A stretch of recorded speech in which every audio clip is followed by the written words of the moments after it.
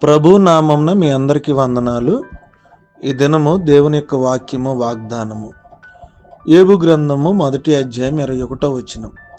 యెహోవా ఇచ్చెను, యెహోవా తీసుకొని పోయెను, యెహోవా నామమునకు స్తుతి కలుగును గాక.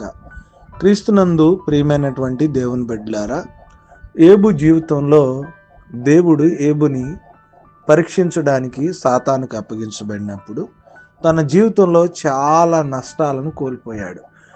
తన బిడ్డలను కోల్పోయాడు, తన ఆస్తిని కోల్పోయాడు, తన ఆరోగ్యాన్ని కోల్పోయాడు. అన్నీ పోయినటువంటి సందర్భంలో ఏబు తన జీవితంలో మాట్లాడుతున్న మాట ఏంటంటే, యెహోవా ఇచ్చాడు, యెహోవా తీసుకున్నాడు, ఆయన నామానికి మహిమ కలుగును గాక అని మాట్లాడుతూ ఉన్నాడు. ఈరోజు క్రైస్తవ జీవితంలో దేవుడు నీకు కొన్ని ఇస్తూ ఉంటాడు, కొన్నిసార్లు తీసుకుని ఉండొచ్చు. అలాంటి పరిస్థితుల్లో మనం ఎక్కడా కూడా అవిశ్వాసమైన మాటలు కానీ, తొందరపడి కానీ, దేవునికి వ్యతిరేకమైనటువంటి మాటలు కానీ మన నోటి నుంచి రాకుండా మనం పరిశీలన చేసుకోవాలి.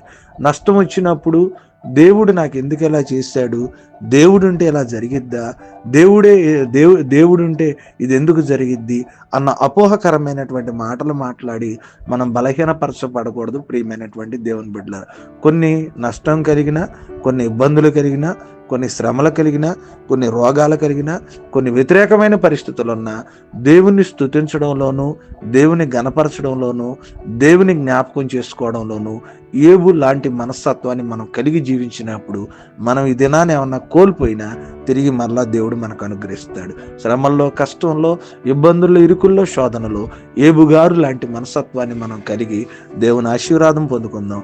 అట్టి కృప దేవుడు మన అందరికీ అనుగ్రహించును గాక. ఆమేన్.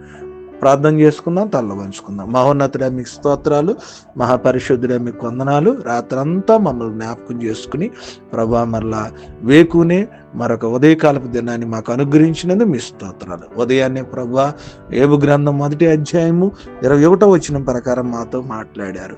నేను ఏబు గారి గురించి మా జీవితాల్లో మరొకసారి జ్ఞాపకం చేసుకున్నందుకు మీ స్తోత్రాలు. యెహోవా ఇచ్చెను, యెహోవా తీసుకునెను, ఆయన నామానికి మహిమ కలుగును గాక అని ఆయన మాట్లాడిన మాటల్ని ఉదయకాలం మా జ్ఞాపకం చేసుకున్నది మీ స్తోత్రాలు.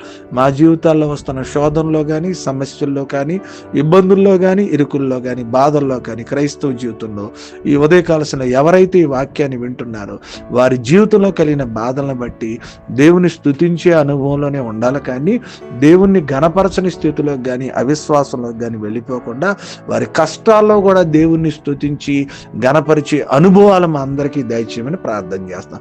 అట్టి అనుభవాలతో మేము రాబోతున్న దినాల్లో గొప్ప దీవెనలు పొందుకునే కృప దయచేయమని, కష్టాల్లో దేవుని స్తుతించిన అనుభవాన్ని బట్టి ఆశీర్వదించే కృప మా అందరికీ దయచేయమని ప్రార్థన చేస్తున్నాం. ఇదనపు వాతావరణ పరిస్థితులు జ్ఞాపకం చేసుకోండి. పుట్టినరోజులు, వివాహ దినాలు, అనారోగ్యాలు, ఆర్థిక సమస్యలు, భారభరితమైనటువంటి పరిస్థితులు, నైనా వివాహాలు జరిగే విషయాల్లోనూ, ఉద్యోగాలు వచ్చే విషయంలోనూ, ఆర్థిక పరిస్థితుల్లోనూ, సమస్యల్లోనూ, శోధనలోనూ మాకు, మా కుటుంబాలకి, సంఘానికి మీరు తోడుగుండి మమ్మల్ని నడిపించి దినదీవులతో నింపమని ప్రార్థన యేసు నామమున నడుచున్నాము తండ్రి. ఆమెన్.